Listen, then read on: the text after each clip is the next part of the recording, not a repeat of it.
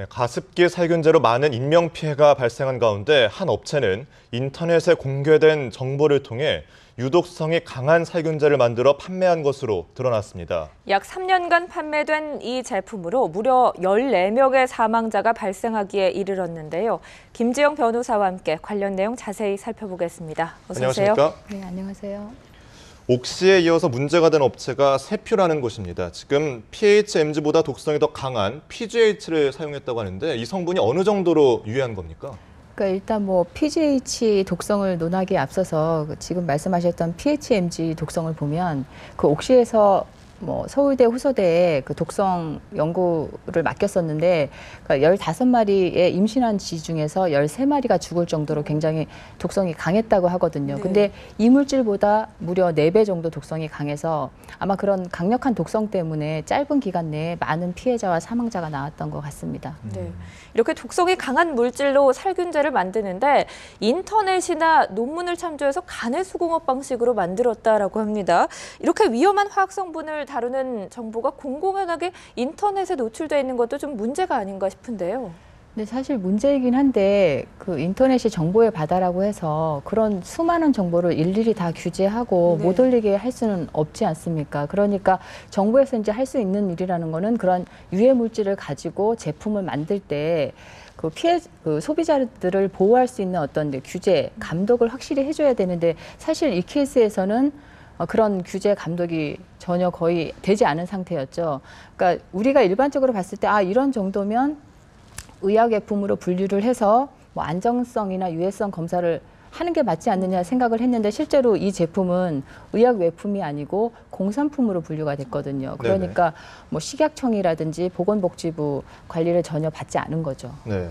그런데 이런 문제들이 터질 때마다 기업의 이런 윤리의식을 좀 짚어봐야 될 것 같은데요. 친환경이라고 공공연하게 허위 광고까지 했더라고요. 근데 사실 이윤을 추구하는 기업들한테 윤리 문제를 이렇게 주장을 하는 거는 사실 모순된 주장인데 이런 윤리를 강제할 수 있는 방법은 법적으로 제도적으로 강력한 처벌 시스템과 그다음에 손해배상 제도를 마련을 해야 되는 것인데 아마 이제 징벌적 손해배상이라고 들어보셨을 거예요. 그러니까 미국 같은 경우에는 보통 이런 게 문제가 되면 실제로 뭐 발생한 손해의 수십 배에서 수백 배를 배상을 하게 하잖아요. 실제로 그 미국의 존슨앤드존슨이라는 그 유명한 회사에서 베이비 파우더를 만들었는데 그걸 뭐 수십 년 사용했던 여성이 난수암에 걸렸거든요. 근데 손해배상액으로 무려 870억을 배상하라는 판결이 나왔어요. 그러니까 우리나라에서도 이런 징벌적 손해배상 제도가 들어오게 되면 사실 기업들이 굉장히 조심을 하겠죠. 그리고 또 한 가지가 뭐냐면 이런 제품에 들어있는 성분 같은 경우에는 전문가가 아니면 일반인들 입장에서는 내가 이것 때문에 피해를 보는 것 같은데 입증을 하기가 곤란하잖아요. 어렵죠. 그러니까 미국의 그 소송 절차에서는 디스커버리라고 해서 재판 전에 기업들이 증거를 다 공개를 해야 돼요. 근데 우리나라는 그 제도가 안 돼 있거든요. 그러니까 이런 제도적인 허점, 그럼 법적인 제도들이 사실 기업들이 이런 행위들을 수월하게 할 수 있게 하는 뭐 문제가 아닌가 생각합니다. 네, 기업도 주의를 해야겠지만 관리도 잘 이루어져야 할 것 같은데 앞서 언급해 주셨지만 정부의 규제 감독이 전혀 이루어지지 않았다라고 말씀해 주시지 않았습니까? 의약 외품이 아니라 공산품으로 분류가 된다면 이렇게 좀 유해성이 의심되는 또는 고려돼야 하는 물질이어도 시험 조사가 사전에 이루어지지 않아도 되는 겁니까? 예, 일단 법적 규제상으로는 그렇게 돼 있는 것 같습니다. 그래서 몇 년 전에 사실 그 피해자들이 정부를 상대로 해서 관리 감독이 이루어지지 않았다 해서 손해배상을 청구를 했는데 기각이 됐거든요. 그 기각 사유가 사실은 이제 규정상으로 뭐 허점이 있었다. 그러니까 정부의 책임을 물을 수 없다는 것이죠. 그러니까 실제로 이게 의약예품으로 지정된 것도 2011년 말 정도니까 최근의 일이거든요. 이게 피해가 발생했던 거는 2001년경부터 발생을 했는데 무려 10년이 지나서 의약예품으로 지정이 됐죠. 그러면은 그러니까 말씀대로라면 지금 당국의 책임은 지금까지도 물을 수가 없다는 말씀이신 거네요. 예, 판결에 의하면 그렇습니다. 그럼 앞으로는 제도적인 보완이 좀 이루어지려는 그런 공감대가 형성되고 있습니까, 지금? 그러니까 지금 전문가들도 많이 지적을 하는 것이 공산품으로 분류하느냐, 의약예품으로 분류하느냐에 따라서 이 이제 규제가 달리 들어가기 때문에 사실 이런 유해성 물질 검사에 있어서는 공산품 문제부터 말씀을 드리면 이 공산품 같은 경우에는 안전성에 대해서 기업들이 그냥 자기가 보고서 내면 그걸로 안전성이 인정이 되거든요. 너무 문제가 많죠. 이게 관리 당국 자체에서 그런 보고서를 검증할 수 있는 시스템을 만들어야 된다는 것이죠. 네. 또 그런가 하면 세퓨가 이런 방식으로 제품을 만들다가 2011년에 문제가 불거지자 폐업을 하지 않았습니까? 그런데 이게 또 위장 폐업이라는 논란이 일고 있던데요. 이 부분은 어떤 내용입니까? 그러니까 뭐 위장 폐업은 맞을 거고 실제로 폐업을 했을 거예요. 근데 우리나라에서 중소업체나 회사들이 가장 많이 사용하는 수법이 이 수법이거든요. 그러니까 사실 회사는 그냥 허울 뿐인 거고 네. 뭐 제품을 팔다가 형사적인 문제 손해배상이 걸리면 회사 폐업하고 그 뭐 주주들이나 임원들 잠적해버리면 끝이에요. 그러니까 판결로 회사가 얼마를 배상하라 이렇게 판결이 나와도 이미 회사는 폐업한 상태고 재산이 하나도 없는 상태인 거잖아요. 네네.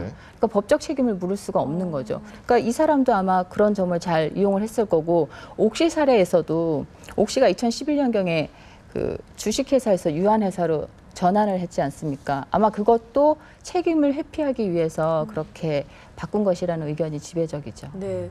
이렇게 사죄는커녕 책임 회피까지 하는 모습에 피해자 가족들은 좀 분노까지 느낄 수가 있을 것 같은데 이게 세표 사용으로 3년간 27명의 피해자가 발생을 했고 그중에 14명이 사망을 했다고 합니다. 그런데 검찰이 업무상 과실치사 혐의를 적용할 방침이라고 하거든요. 일단 피해자 가족들은 이거 살인죄 적용해야 된다라는 건데 어느 정도나 처벌이 가능한 겁니까? 그러니까 심정적으로는 사실 뭐 살인의 위필적 고의가 있었다. 살인죄를 인정하고 싶지만 법적으로는 쉽지가 않거든요. 이게 그러니까 이 사람들이 지금 주장하는 게 뭐냐면 네. 이 물질이 굉장히 조금 이상한 게 피부에 발랐을 때는 독성이 거의 없어요. 그래서 네. 유럽에서는 네. 이게 안전한 물질이라고 인정을 받고 있거든요. 근데 이게 호흡기로 들어갔을 때 네. 문제가 굉장히 심각해지는 거고. 그러니까 이 사람들이 주장하는 거는 유럽에서도 안전한 물질이니까 들여온 거지. 우리가 사람들을 죽이려고 했다는 의도는 없었다 이렇게 하면 사실 반박하기가 쉽지가 않거든요. 그리고 지금 말씀하신 대로 이 회사가 뭐 10명 정도의 소규모로 운영이 됐었고 회사가 폐업된 상태라고 하면 증거가 없잖아요. 지금 벌써 2011년이면 네. 5년이 지난 상태니까 증거도 다 소멸한 상태고 그러니까 살인죄로 기소하기는 어려울 것 같습니다. 그렇다면 세퓨 제품으로 인해 피해를 본 사람들은 어떤 보상이나 배상을 받기가 힘들다는 말씀이신가요? 예, 지금 상태로는. 그래서 사실은 검찰에서도 수사하시는 이제 검찰에서도 그 부분이 굉장히 안타까운 부분이라고 사실 옥시나 이런 부분은 이제 대기업이고 하니까 네. 뭔가 이제 배상을 받을 수가 있는데 네네.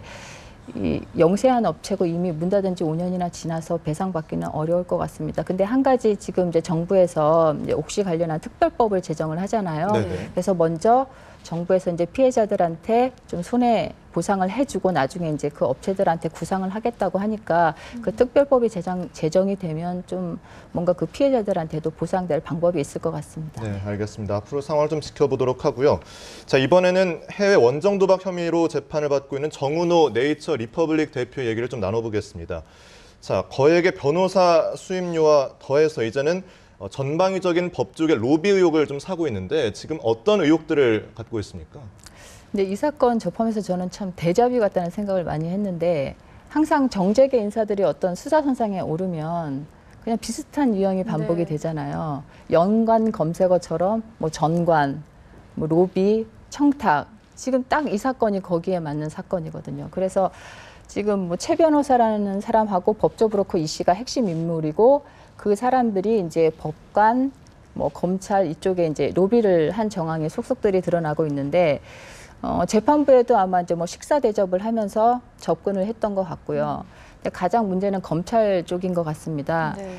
그 항소심에서 구형량이 3년에서 2년 6개월로 줄어들었거든요. 네네. 그러니까 그게 뭔가 검찰에 로비가 있지 않았느냐. 근데 우연의 일치인지 검사장 출신 변호사가 그 항소심의 변호인단에 들어가 있어서 사실 그 부분도 수사로 밝혀져야 될 부분이라고 생각합니다. 네. 그러니까 문어발식 인맥을 동원해서 이 브로커가 현직 법조인들과 다방면으로 접촉을 했다라는 소식이 들려오는데 이게 이 브로커가 항소심 재판장까지 만나서 뭐 식사를 하고 뭐 그런 정황도 포착이 됐다고 하는데 어떤 정황들이 나오고 있습니까? 그러니까 이 사람이 굉장히 뭐 하여튼 인맥을 넓히려고 노력을 했던 것 같아요. 그래서 이 항소심 재판부 재판장도 뭐 최고 경영자 포럼이라는 모임에 가서 알게 됐고 식사 자리를 마련을 했는데 그 재판장 같은 경우에는 사건 청탁인지 모르고 나갔다가 그 자리에서 이제 그런 얘기가 나오니까 그 다음 날 그냥 회피 신청을 해버렸거든요. 네. 그래서 재배당이 됐고 그 이후로 재판부가 2번 정도 바뀌었는데 이 사건 결과로 봐서는 재판부의 영향력을 행사를 하지 못했던 것 같아요. 그래요? 근데 이제 검찰 쪽에는 아까 말씀드린 것처럼 좀 어떤 일이 있었냐면 그 최 변호사가 2월쯤인가 네. 그 정은호 씨하고 그 접견을 갔을 때 정은호 씨가 이제 뭐 변호인단 리스트를 작성을 하면서 그 검사장 출신 변호사 이름이 거기 기재가 돼 있었고 그 변호사가 이제 검찰 단계에서 뭐 하여튼 변론 활동을 한 걸로 나와 있어서 아마 그 부분은 좀 로비가 있지 않았나 하는 생각을 합니다. 이제 검찰이 과연 모든 의혹을 얼마나 철저하고 투명하게 밝혀낼지가 궁금한데 사실 법조계가 스스로 치부를 드러내고 이거를 수술을 하느냐 이게 관건인데 글쎄요 어떻게 보세요? 그러니까 뭐 회의적인 시각이 많죠. 더군다나 이제 검찰에서는 검사장 출신 변호사가 지금 계속 지목이 되고 있는 상황이라서 근데 이런 사건들이 데자뷰처럼 일어나지만 결과는 이번에는 좀 달랐으면 좋겠습니다. 제 개인적인 소망은. 그리고 지금 검찰에서도 적극적으로 이 법조 브로커 이모 씨를 지금 행방이 묘연한 상태인데 하여튼 뭐 출국 금지 신청도 시키고 네네. 체포영장도 발부해서 아마 이제 적극적으로 수사할 의지를 보이고 있으니까 한번 지켜봐야 될 것 같습니다. 알겠습니다. 앞으로 법조계가 어떻게 이 사건을 처리할지 좀 주의 깊게 지켜보도록 하겠습니다. 지금까지 김정 변호사와 얘기 나눠봤습니다. 고맙습니다. 네, 감사합니다.